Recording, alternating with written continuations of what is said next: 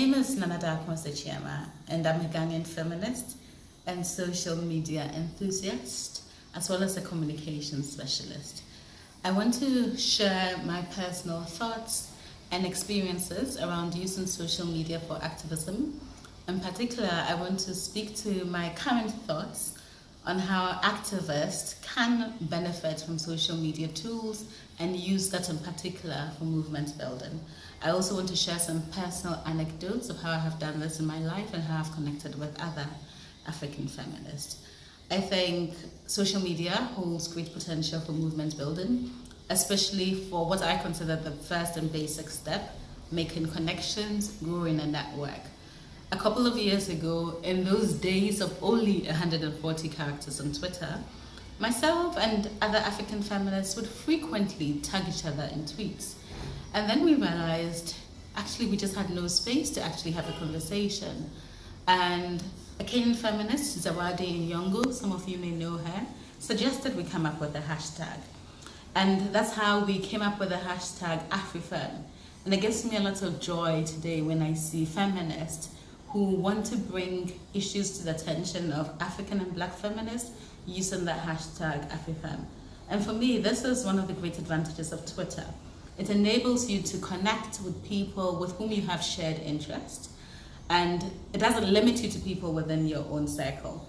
I think as an activist who wishes to use social media for activism or for movement building, it's really important to think about which particular social media platform you want to use and why. There's a whole range. I think it's important not to spread yourself thin, but to decide what you want to focus on and prioritize. And for me personally, I have found Twitter to be highly effective for activism. In my country, Ghana, it can be challenging to get people on the streets, to get people to demonstrate, especially for a non-partisan cause. In 2015, an actress, creative, producer by the name of Yvonne Nelson galvanized thousands of people to march on the streets to protest power outages. This was done under the hashtag #DoomSawMustGo. When she started her campaign, people were mocking her. Politicians in particular were condescending. Some of them said she's only a celebrity. And I think part of what they did not recognize was actually how she was going to be able to use the power of social media to galvanize a mass base of support. She has, I think, close to 1 million, if not more, followers across a range of social media platforms. She was constantly tweeting, others were retweeting her, she was sharing on Instagram, and of course this was complemented by offline activities like her going on radio shows, going on TV shows. Thousands turned out on the street to protest and to demand that the government solve the electricity crisis that the country was experiencing at the time. And in a place like Ghana, that's really huge.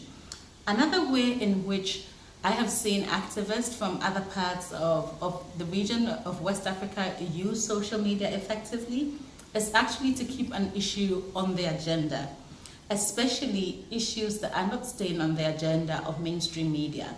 And I feel like this is social media has been one of the tools, right, where groups that do not have access to mainstream media, especially global mainstream media, are able to be creative.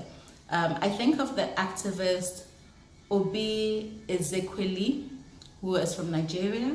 She's been one of the activists who has always been speaking about the need to bring back the girls.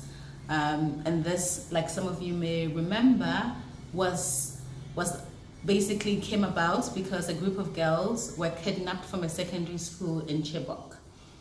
And Obi has always been speaking about the need for all girls to be brought back and to demand accountability from the Nigerian government.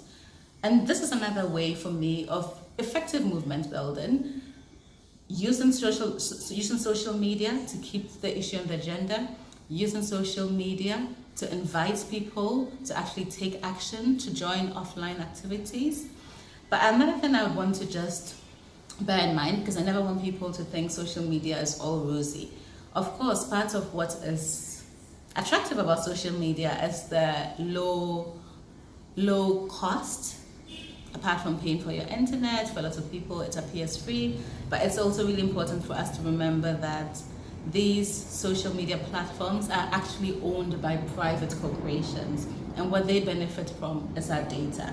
And so the issue of data, the issue of how our data is protected, the issue of privacy, the issue of, the possibility for corporations to sell our data is really important and something for us to bear in mind. And so I think it's always important to have that nuance in your mind. And with that caveat, I think I'd like to encourage people to continue to use social media tools for their activism, for strengthening movements, for staying connected, but always bear in mind that digital security is important.